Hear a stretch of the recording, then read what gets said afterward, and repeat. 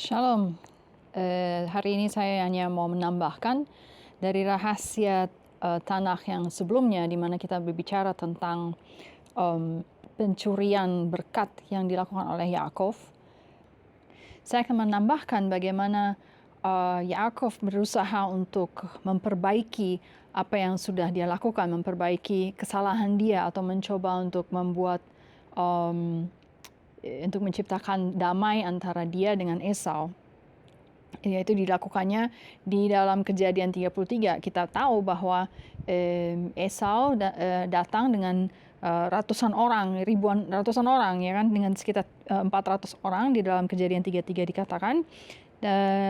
Sementara Yakov itu datang dengan anak-anak, dengan istri, dengan ternak, dengan concubine-nya, ya. Dan apa yang dia lakukan? Yang dia lakukan adalah dia membagi-bagi rombongan dia gitu. Gelombang pertama menghadap si Esau dengan pemberian ternak dan segala macam. Terus kemudian gelombang kedua dan gelombang ketiga dan seterusnya dan seterusnya. Nah, kenapa dia melakukan hal ini? Itu seperti seolah-olah Yakov itu sedang mencoba untuk bribing, menyuap kakaknya gitu ya, supaya jangan marah, supaya jangan membunuh dia. Tapi apakah benar apa yang dilakukan oleh Yakov adalah untuk menyuap kakaknya ini, abangnya ini? Kita akan melihat bahwa ternyata yang dia lakukan itu lebih dalam daripada cuma sekedar menyuap. Yang dia lakukan adalah mida keneged mida, yaitu apa yang sudah dia ambil, apa yang sudah dia lakukan, bagaimana dia memperlakukan Esau, dia mencoba untuk mengembalikan kepada Esau. Dan kita melihat awalnya kita mau melihat bagaimana Yakov sendiri sebenarnya mempunyai satu karakteristik yang harus kita pahami, bahwa waktu dia dilahirkan dengan tangannya itu memegang tumit Esau. Apa yang dimaksud di sini? Para rabi menjelaskan bahwa Yakov itu adalah orang yang sepertinya mau menjadi pengikut Esau. Dia menjadi seseorang yang maunya dia memegang tumit Esau. Dia mengintil gitu, bawaannya mengintil. Dan ketika dia akhirnya tumbuh besar sampai akhirnya menjadi dewasa, mengintilnya itu bukan cuma sekedar menjadi mengintil. Nama kata itu aneh ya, mengintil ya. Tapi lebih dalam dari cuma sekedar mengikuti atau mengintil Esau. Yang dilakukan adalah dia mencoba untuk menjadi Esau. Misalnya ya, dari situ kita lihat, dari pertama kali waktu dia lahir, dia memegang tumit, itu udah kelihatan bahwa dia tuh maunya, seolah-olah dia mau keluar duluan sebelum Esau. Seolah-olah dia mau mengambil tempat Esau, maunya dia yang mau menjadi Esau gitu. Kemudian bukan cuma itu, di dalam tradisi Yahudi dan di dalam Talmud dijelaskan bahwa sebenarnya mereka itu sudah dijodohkan. Esau itu jodohnya adalah Lea, dan Yakov itu adalah jodohnya adalah Rachel. Tetapi ketika mereka menikah, ya, Yakov menikah, Esau menikah, ternyata Yakov itu mengambil jatahnya si Esau juga gitu loh, yaitu menikah dengan Lea. Okay. Dari situ juga kita lihat bahwa dia mencoba untuk mengambil segala sesuatu yang menjadi milik Esau. Kemudian waktu Esau itu capek dan dia ingin ingin dibuatkan sup gitu ya, sup lentil soup sebenarnya. Yakov itu akhirnya langsung mengambil kesempatan dan mengatakan bahwa berkat kesulunganmu itu buat gue deh, kamu jual buat saya, sebagai bayaran saya kasih sup gitu loh. Itu juga menunjukkan betapa dia ini benar-benar mau mengintilnya itu bukan mengintil lagi, tapi dia menginginkan apa yang dimiliki oleh apa yang menjadi jatahnya Esau.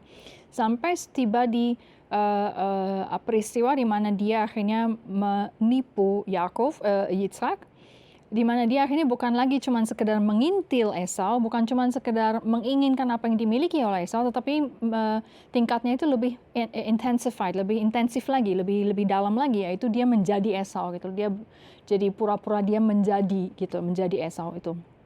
Pura-pura sih sebenarnya, dia nggak benar-benar menjadi. Okay?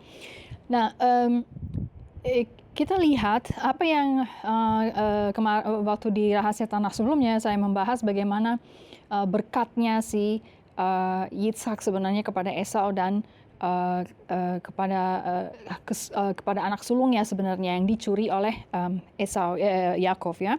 Saya akan bahas di sini Vayiten lecha Elohim mital hashamayim. Biarlah Tuhan memberikan memberikan dew itu apa ya, tal itu apa ya, embun dari surga, umishmanei haaretz, dan juga kekenyangan atau fat ya, lemak atau intinya sesuatu yang prosperity ya, dari bumi. Dan dikatakan bahwa verov dagan betirosh, dan juga banyak dalam hal berlimpah dalam hal gandum, dalam hal anggur, pokoknya dalam segala hal, intinya dalam kekayaannya dia akan berlimpah. Ya'avducha amim vaishtachavu lecha leumim. Bangsa-bangsa akan melayani engkau, dan bangsa-bangsa akan tunduk atau membungkuk ya, menyembah engkau. Dan dia menjadi master gitu ya. Dia menjadi master atas kakak-kakaknya.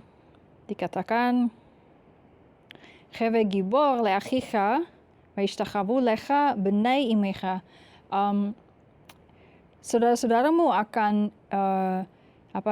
membungkuk terhadap engkau, menyembah engkau, kamu akan menjadi tuan atas saudara-saudaramu itu, dan anak-anak dari ibumu akan membungkuk menyembah engkau, seperti itu ya.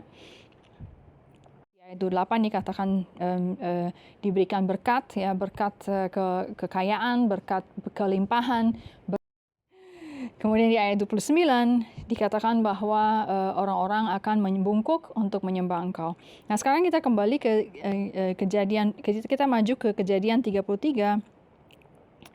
Kita melihat bagaimana Yakub itu mencoba untuk menghadapi Esau. Bagaimana cara dia menghadapi Esau? Jadi dia seperti yang saya katakan, dia itu membagi-bagi utusannya, membagi-bagi dalam beberapa gelombang. Jadi dia nggak sekaligus semuanya menghadap Esau, tapi ada beberapa gelombang yang menyebabkan dia